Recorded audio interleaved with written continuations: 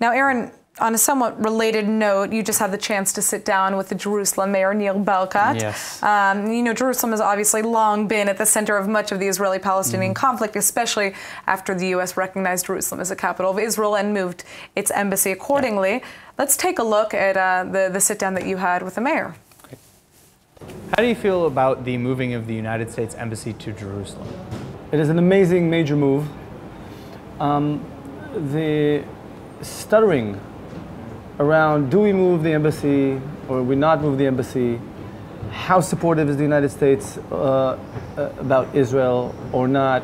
The moving of the embassy made a very, very clear statement. The United States is totally behind Israel and is very, very serious with respect to the importance of Jerusalem and its unity and the fact that it's the capital of the Jewish people.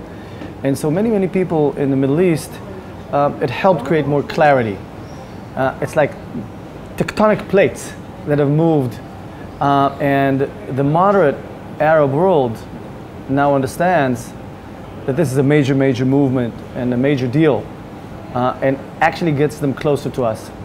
When there's stuttering and uncertainty, the moderate Arab world doesn't know which way to turn. They're concerned, they don't know what to do, and they became neutral. And now you see more and more of the Arab states cooperating underneath the radar and actually even on top of the radar. And it also creates a lot of good vibes in the city of Jerusalem. The Arab population in Jerusalem is actually playing ball and becoming more and more civil and more interested in normality. And they understand exactly on which part of the bread the butter is spread. Speaking of East Jerusalem, I understand that there is currently a plan to invest 2 billion shekels into infrastructure, education, and women's employment in the Arab sector of East Jerusalem. Can you tell us a little bit about that? The philosophy of the United City of Jerusalem, that we have to take care of all the residents. We have to upgrade quality of life for the Christians, Muslims, and Jews, secular and Orthodox. The city is very inclusive in its approach, since it was, to remind you that when the city was founded 3,000 years ago, it wasn't a city belonging to a specific tribe. It belonged to all tribes, all people around the world.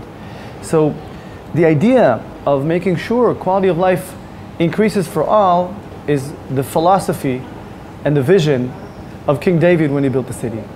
And so what we need to do is to improve quality of life of all residents all the time and make sure that all residents feel comfortable in the city of Jerusalem.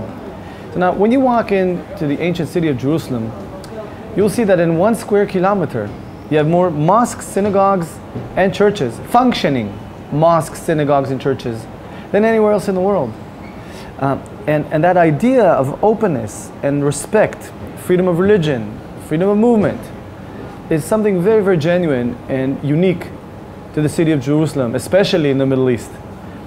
And so what we're doing now is dramatically working very hard to improve quality of life of all of our residents. And thank God in the last few years we've got more and more support of the national government, of the business world, of the residents themselves, and see more and more initiatives that actually bond the people of Jerusalem. And when you ask the Arab residents of Jerusalem, what are you? Are you first Palestinian? Are you first Muslim or Jerusalemites? The majority of them will tell you we are Jerusalemites first. Now, you've been the mayor for nearly 10 years, and you've had to deal with everything from bombings and terror attacks to religious edicts of working on the Sabbath and the seculars and pride parades and things like that. How do you keep all these different factions together? Basically, the fact that the city belongs to all tribes means that we have all ideologies in the city, and by design, we have all the conflicts you could think of in the world. So conflict in Jerusalem is not a bug, it's a feature. And so generally it means that we have all these ideologies, and we have a very almost sacred word in our city called status quo. Status quo is social compromises made by the different people of the city of Jerusalem because we realize we cannot gap ideologies. And so while we have such different ideologies, for the benefit of living together, we're willing to make social compromise called status quo.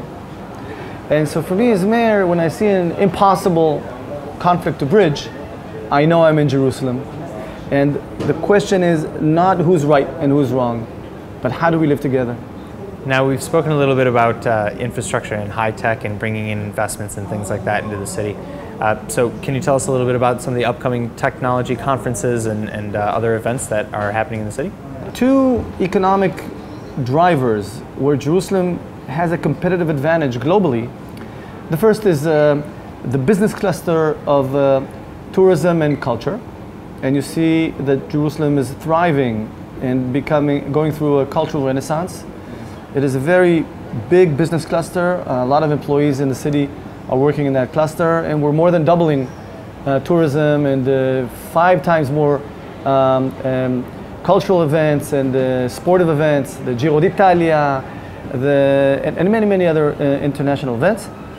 And the second area that we have competitive advantage is the research done in the Hebrew University on computer science and math and health and life sciences. The Hebrew is top 10 in the world in these fields. In the past, we used to import and export students. Now we know how to import, maintain and keep and scale the high-tech sector. Nir Barkat, thank you so much for coming and speaking with ILTV today.